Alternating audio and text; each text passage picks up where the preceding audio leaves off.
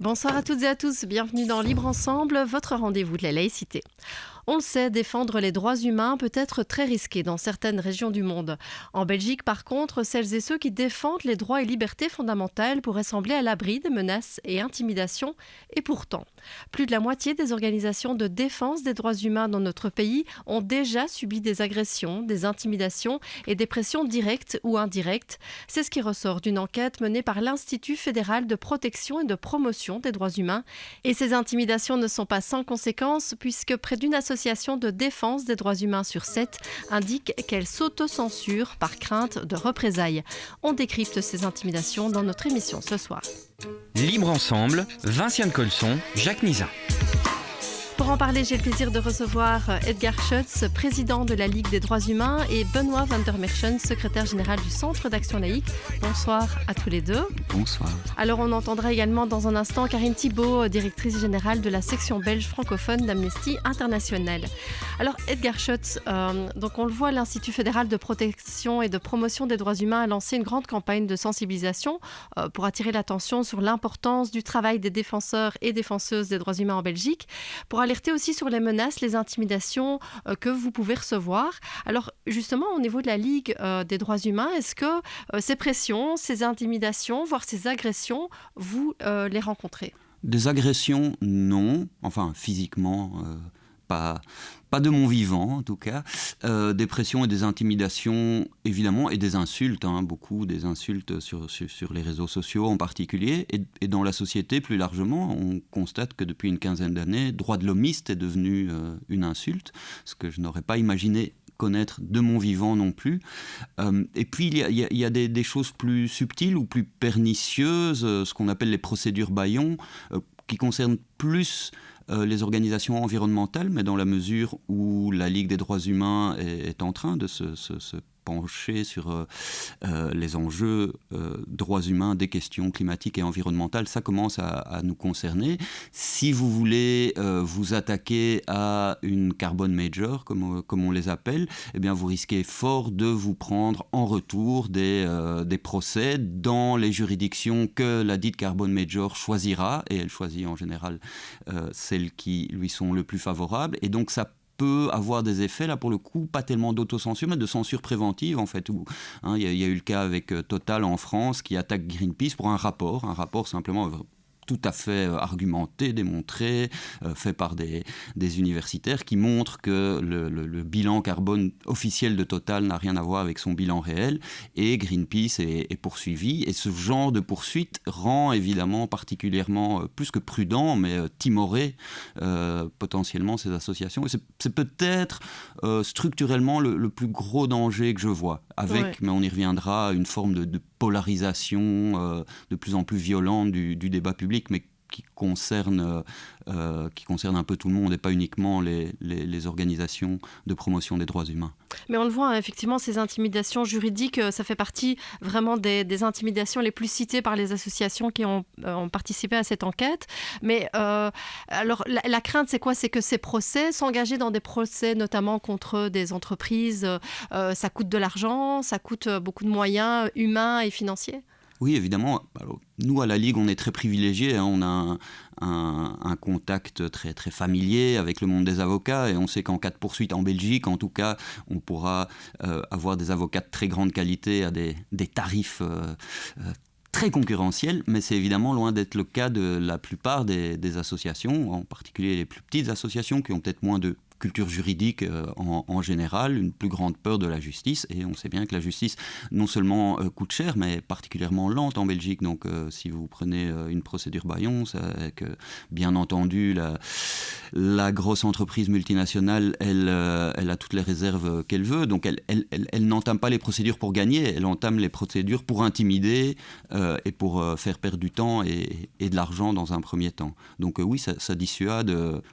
Pour être très honnête et dévoiler un tout petit peu la couronne, nous sommes actuellement en train de travailler à une procédure de ce type-là, sur laquelle je ne dirai pas plus que ça, mais on passe énormément de temps à comparer les différents types d'assurances juridiques, à savoir dans quelle juridiction on pourrait être poursuivi, et c'est à peu près toutes celles où l'entreprise est active, et donc les assurances juridiques coûtent extrêmement cher, et on passe énormément de temps à ça pour bétonner l'affaire et parfois on en vient à se demander si ça vaut la peine tellement ça requiert d'énergie.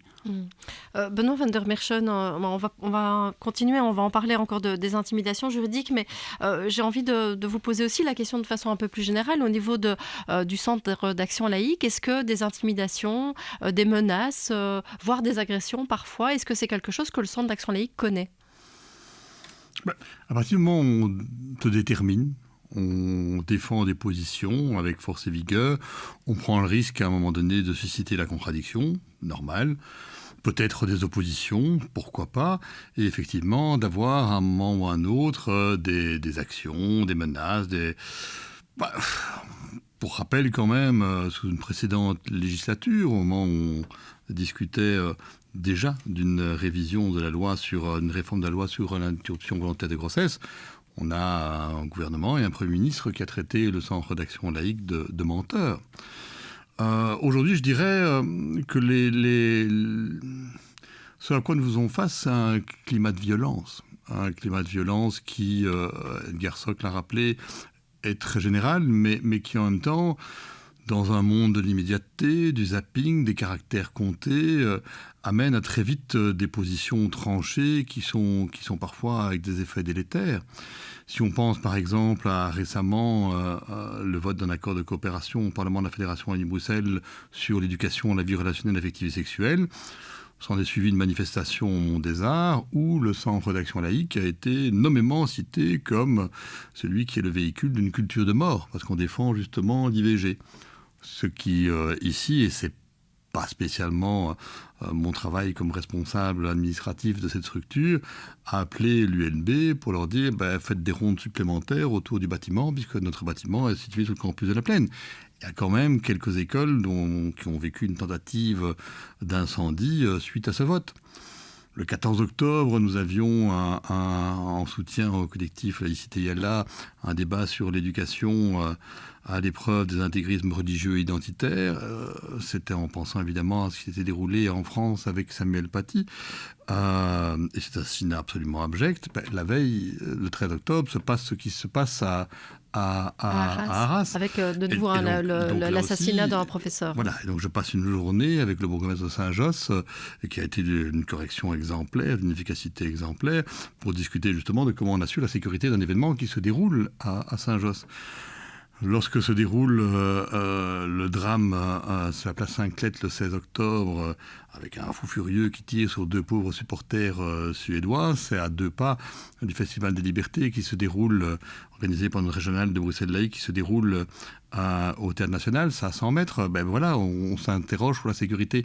Donc oui, effectivement, aujourd'hui, mettre des points d'attention sociétaux en débat, ça devient quelque part risqué, c'est questionnant par rapport à l'évolution de notre société, cette violence gratuite qui vient terriblement vite, qui est parfois instrumentalisée, et nous on pourrait finir par poser la question, est-ce que j'organise, sacrebleu, ce débat-là à tel moment ? Et rien ne serait pire que l'autocensure, parce que justement, tout ça devrait nous inciter au contraire à se dire, on a raison de mettre des questions en débat dans une démarche libre examinis, en écoutant les positions des uns et des autres, en étant sans concession sur le débat des idées, mais en respectant toujours les personnes. Et aujourd'hui, c'est vrai que les temps sont compliqués. Oui, parce que vous dites pas d'autocensure, mais quand même une pression psychologique qui est là, peut-être, et qui fait que certains pourraient être un peu mal à l'aise d'organiser telle ou telle chose. Écoutez, moi j'ai la faiblesse de croire qu'ici, au sein de notre mouvement laïque, ça ne vient pas encore perturber nos activités. Heureusement, on a quand même eu l'occasion de faire, il y a de cela 2 ans, approximativement, une étude sur l'autocensure des professeurs dans le cadre de leur travail. Et on pense justement après l'assassinat de Samuel Paty, et c'est une réalité sur laquelle on a beaucoup d'échos, que certains professeurs, dans le cadre de leur fonction, hésitent à parler des questions qui sont liées à la neutralité, à des positionnements par rapport à des questions sociétales et religieuses. Et ça en dit beaucoup sur l'état de notre société aujourd'hui, malheureusement. Alors, je vous propose à présent de donner la parole donc à Karine Thibault. Elle est directrice générale d'Amnesty International Belgique, donc pour la partie francophone de la Belgique. Elle nous parle effectivement, elle aussi, des menaces, des intimidations que peuvent recevoir son association et les membres de son association. De fait, Amnesty est souvent sous le feu des projecteurs et c'est vrai qu'on a subi des intimidations, pas de judiciarisation, donc pas des intimidations qui ont été jusqu'à l'utilisation de la voie judiciaire, mais très clairement des campagnes de diffamation, des intimidations. Ça nous est déjà arrivé plusieurs fois et depuis le 7 octobre, en tout cas, ça s'est exacerbé. Alors, est-ce que ce sont des attaques vraiment sur l'association Amnesty ou parfois des attaques ad hominem ? On a les deux, hein. Donc pour détailler, c'est surtout sur les réseaux sociaux sur lesquels on constate qu'il y a des campagnes de diffamation ou d'attaques qui sont structurées puisqu'on voit bien des groupes et pas seulement une seule critique qui apparaît. Et c'est quelque chose qu'on constate un peu partout, hein, qui ne touche pas pour nous que les défenseuses et défenseurs des droits humains. Ça touche de manière très large le champ social et donc les activistes climatiques par exemple et autres. Et donc on constate les deux, ça veut dire des attaques ad hominem, hein, donc qui visent vraiment les personnes qui sont visibles dans les médias ou les personnes qui sont en tout cas à la direction générale et aussi des attaques de l'organisation qui, par exemple, peut se trouver sous les feux des projecteurs, soit sur des campagnes de diffamation, des choses qu'on n'a pas dit. On a, par exemple, des gens qui font des montages sur des choses que j'aurais dites, mais que je n'ai jamais dit. Et malheureusement, ce qu'on constate, et ça, c'est le point principal, c'est qu'il y a très peu de modération de la part des grands réseaux sociaux, particulièrement de X et Twitter, mais encore des autres réseaux, c'est aussi le cas. Et c'est quelque chose qu'en tant qu'Amnesty International, on dénonce depuis longtemps, parce qu'on se rend compte que les réseaux sociaux, pour la moitié des gens, c'est le lieu où elles et ils s'informent. Et donc, s'il n'y a pas de modération de la part des réseaux sociaux, il y a une propagation de la haine et de la polarisation dans l'opinion publique.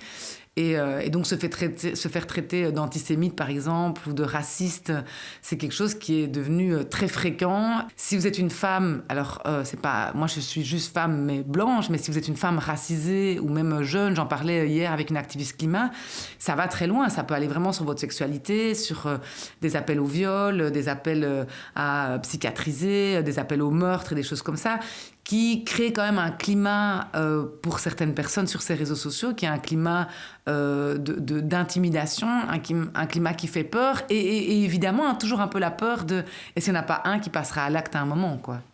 Mais du coup, l'impact, c'est quoi ? C'est qu'on a tendance peut-être à s'autocensurer parfois ?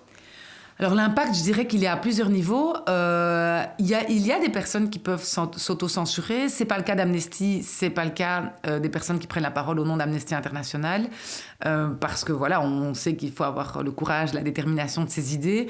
Par contre, je pense que ça crée sur les réseaux sociaux une ambiance qui est quand même peu propice à la liberté d'expression, peu propice à s'exprimer, qui peut amener d'autres activistes, pas forcément Amnesty ou pas forcément moi, à moins s'exprimer ou à se taire.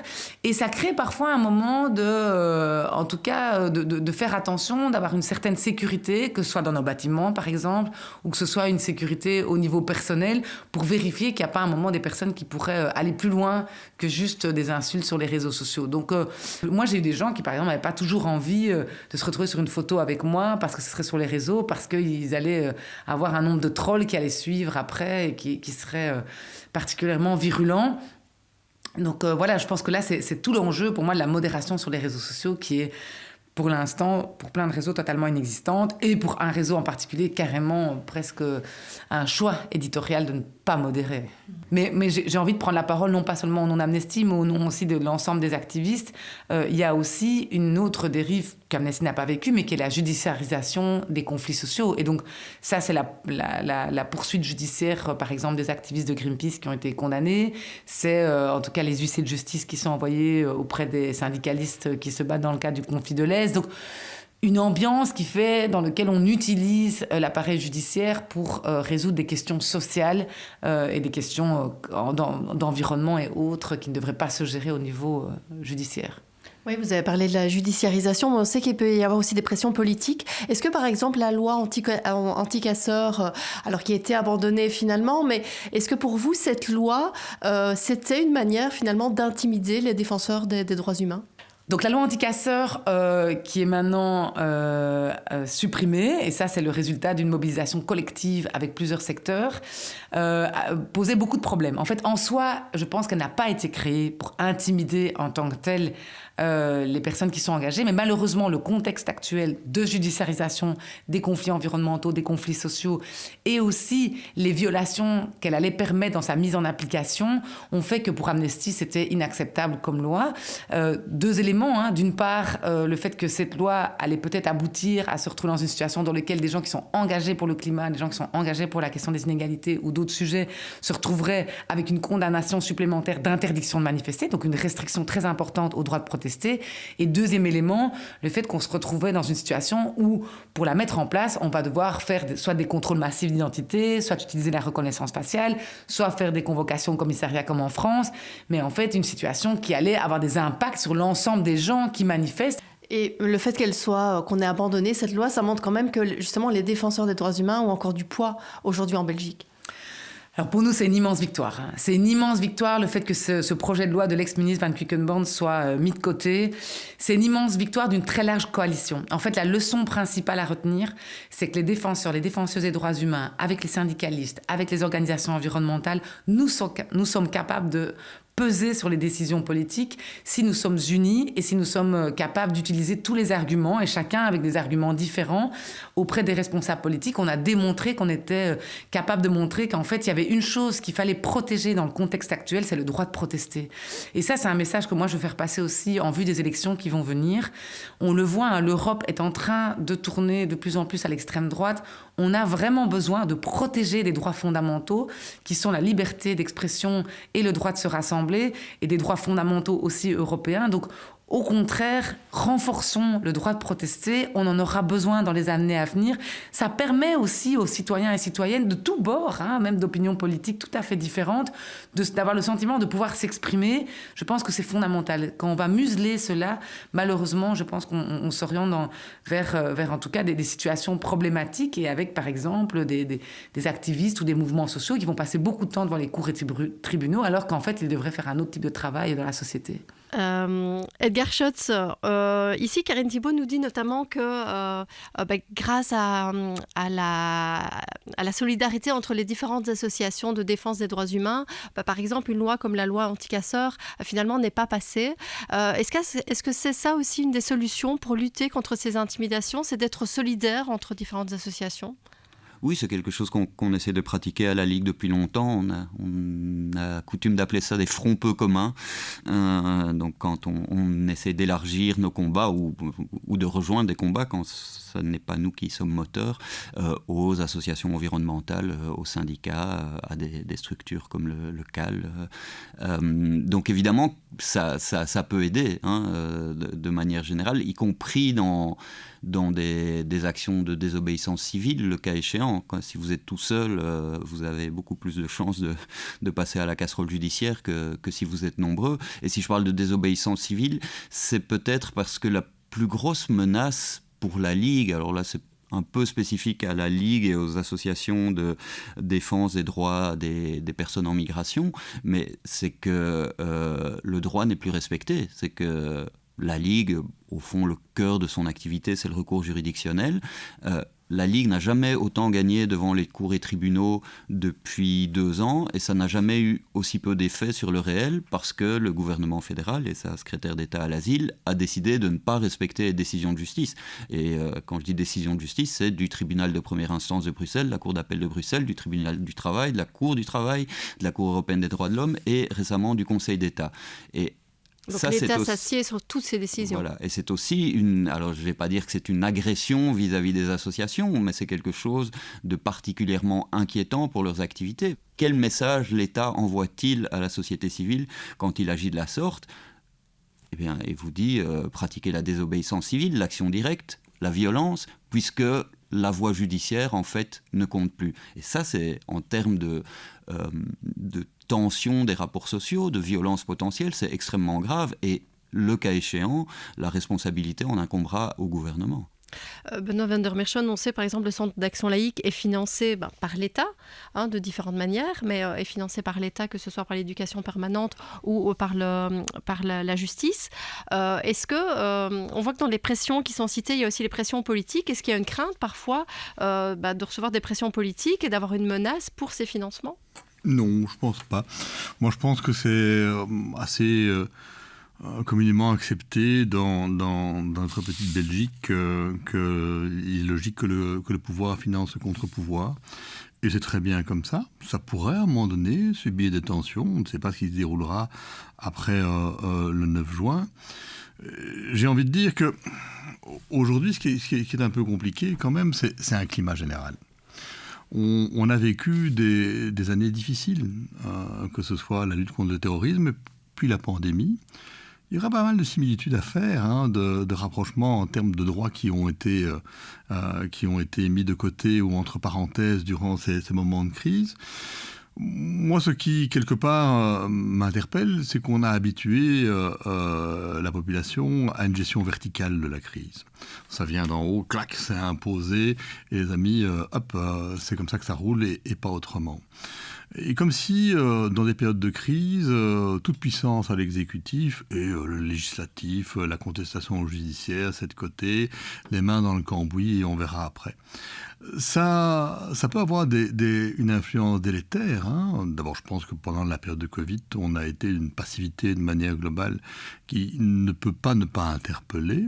Et si je peux me permettre, tout ça au nom d'une efficacité toute relative. Parce que la gestion du Covid, aussi verticale qu'elle ait été, n'a pas du tout été efficace et rien ne dit qu'elle n'aurait pas été plus efficace si une vraie délibération au Parlement avait eu lieu et si on n'avait pas muselé toutes les voies institutionnelles d'élargissement du débat. Désolé de l'interruption. Non, mais Edgar a raison. Moi aussi, durant cette période, j'aurais apprécié d'être traité comme un adulte responsable, d'avoir l'occasion de débattre.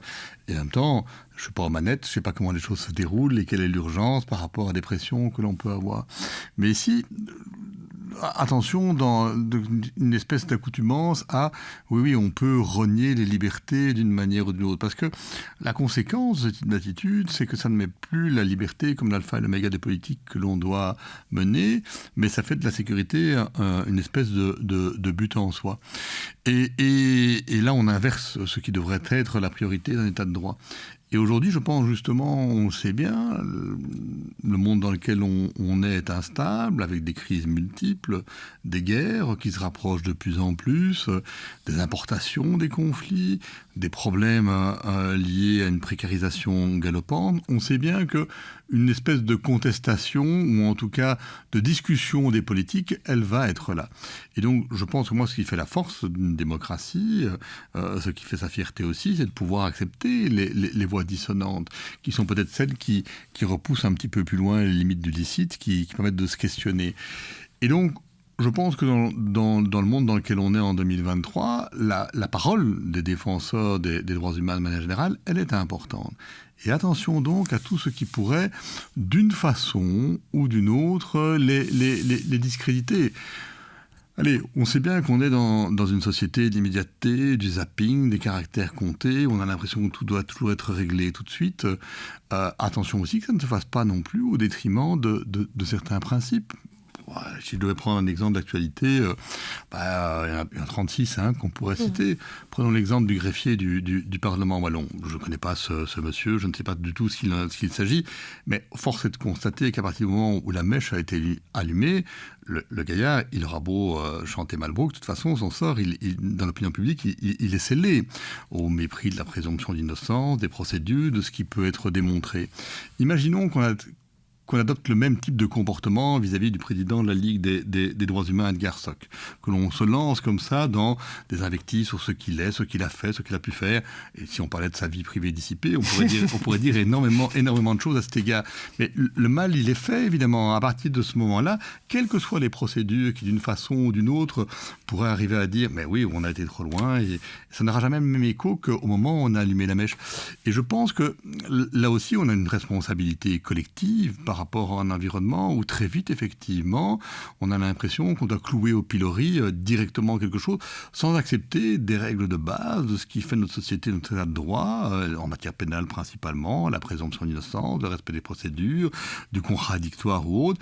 Ça devient compliqué. Et je pense que dans le monde, on le voit, à quel point les procédures judiciaires peuvent être instrumentalisées dans les dictatures, à quel point on peut vite discréditer tel ou tel militant des droits de l'homme. Sans croire exonérer aujourd'hui en Belgique, je pense que ce serait une erreur. Le récent procès, peut-être qu'Elgarsoc pourra en parler mieux que moi, le récent procès qui était intenté à l'encontre de l'ancien président de la Ligue des droits de l'homme, Alexis de Soif, en a un témoignage éclairant. Mais on va revenir, je pense, effectivement là-dessus. C'est-à-dire que le 30 novembre dernier, s'est plaidé le procès en appel donc, du commissaire Pierre van der Missen contre l'avocat Alexis de Soif. Donc Alexis de Soif, ancien président de la Ligue des droits humains. Le policier avait porté plainte pour harcèlement et outrage. Il reproche donc à Alexis de Soif de l'avoir harcelé, outragé sur les réseaux sociaux entre 2008 et 2016, période pendant laquelle il était directeur du service des interventions de la zone de police Bruxelles XL et que Alexis de Soif était donc président de la Ligue des droits humains. Ici, pour vous, Edgar Schotz, c'est clairement une intimidation qui a été faite à l'égard de Alexis de Soif ? Oui, de la part du commissaire Van der Missen et de la part du parquet fédéral qui a décidé d'interjeter appel.